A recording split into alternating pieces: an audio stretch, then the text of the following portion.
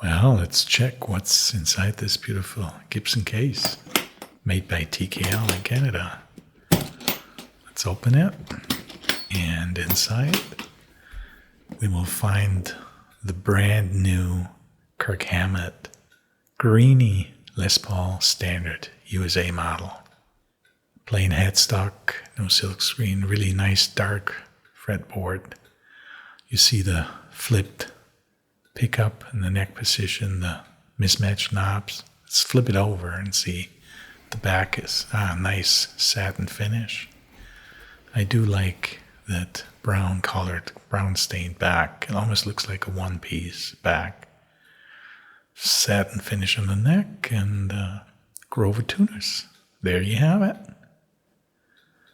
Beautiful guitar. So this is the guitar I bought, and I got it from one of my favorite guitar stores here in Germany, Guitar Place. Really nice folks there. On April 11th, this guitar was announced, and Guitar Place, they got 3 guitars of that Greeny model. So if you can't see the guitar in person, you have to really just go by the pictures they post online. When you pick out a guitar based on pictures, there's a few things I look for. Obviously, in this case, you look at the top. Is the top something you like? Another thing I look for, especially in this case, is not a custom shop, so these don't have one-piece backs. They're 2-piece backs, and sometimes the seam is done very nicely that it's barely noticeable. They really match the grain of the wood, and sometimes it's easy to see the seam, and obviously I prefer where you can't see it so well. Another criteria that I consider quite important is the fretboard, and when it comes to rosewood fretboards, I like the dark rosewood fretboards, and the one guitar that I actually ended up with had the darkest fretboard of the 3 guitars, which I thought was a nice feature. I think the top is actually really nice when you look at it in daylight. When you move around, you can see how beautiful the top is. I think it's really nice. I think I would say that's AAA. I mean, maybe some people would just call it AA, but I think it's close to AAA. I've seen some tops online that are more regular and even nicer, or have more pronounced cross grain. But in this case, I think it's also important how it compares to the original Greeny and the top of the original Greeny, because after all, what they were trying to do with this model is to make a guitar that resembles, a little bit at least, that famous Greeny guitar. And the original has a finer grain. It doesn't have a white grain, and it's straight lines, but it's not like a perfect, super perfect book match. And also, if you look at the color, I think it's a pretty good match. And then you look at the weight. It was kind of funny. I did find the weight of the original Greeny, and it's by coincidence the one I got basically has the same weight. Another thing that I did research is what are the weights of this guitar, and actually I was able to find the weight information for about 60 guitars, and I put them in an Excel spreadsheet and made a chart, and you can see there's quite a wide variety of weights for this model. Some are really light, like only 3.7 kilograms, and some are really heavy with 4.8 kilograms. But I think 4 kilograms is a pretty decent weight for this guitar, and it's my heaviest guitar in my collection. All my other guitars are under 4 kilograms, and including quite a few Les Pauls. But that's what the original Greeny weighs, so who am I to complain? You could see that the case on the custom shop has the 3 names of the guitar players printed on it, and I thought that was actually a neat feature. I always like to personalize my guitars a little bit, so I decided to get a custom engraved truss rod cover, and I used the idea of the 3 names, and I also found a Kirk Hammett signature that I added onto the truss rod cover, and I thought that actually turned out really nice. I'm happy with it.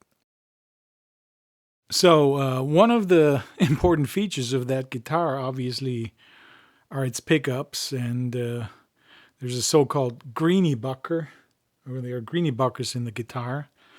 And you get the neck position. The magnet is flipped around and it's reverse mounted.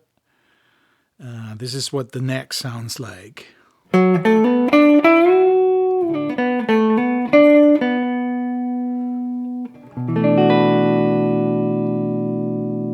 So, yeah, that warm sound we all associate with the humbucker pickup.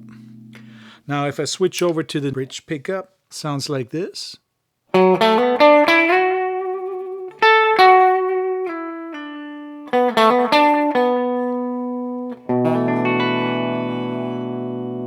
Has a bit more of that bite and the clarity, also associated with the bridge pickup.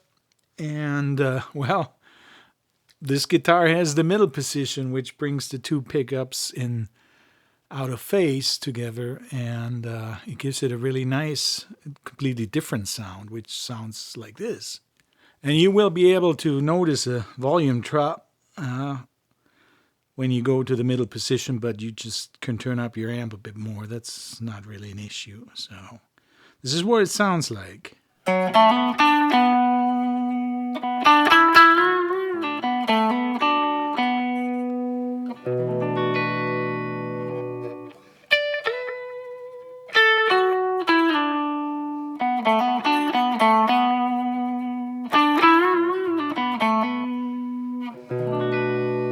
So quite different, and I think I like it in the clean sound, and so I think it's really fun if you use it on a song like this.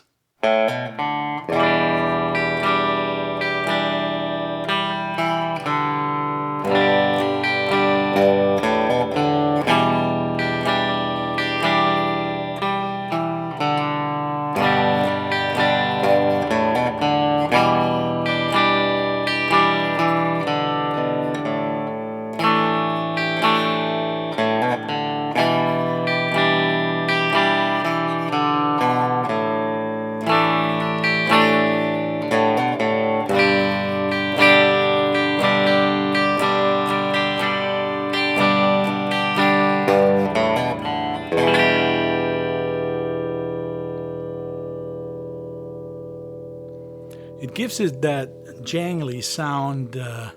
It's not like a 12-string on the original, but I think it works quite well. And you can also use it with some distortion. Of course, the higher the distortion, the more that out-of-phase sound gets lost. This is the neck pickup with some distortion.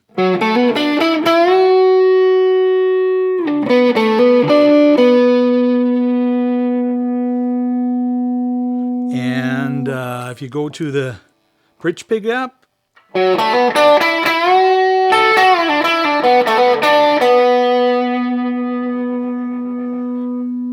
so and in the middle position, it's still, you still can hear that out of phase sound.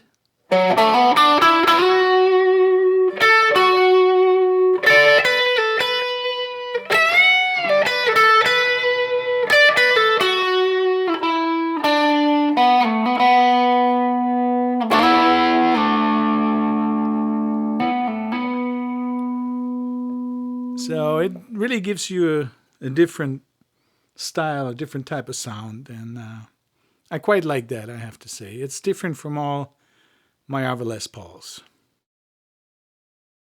Well, thank you for watching the video. I hope it was enjoyable and it was informative. And if you have any kind of questions or comments, please feel free to leave them in the section below, and I will get to each and every one of them. Thanks, and bye for now.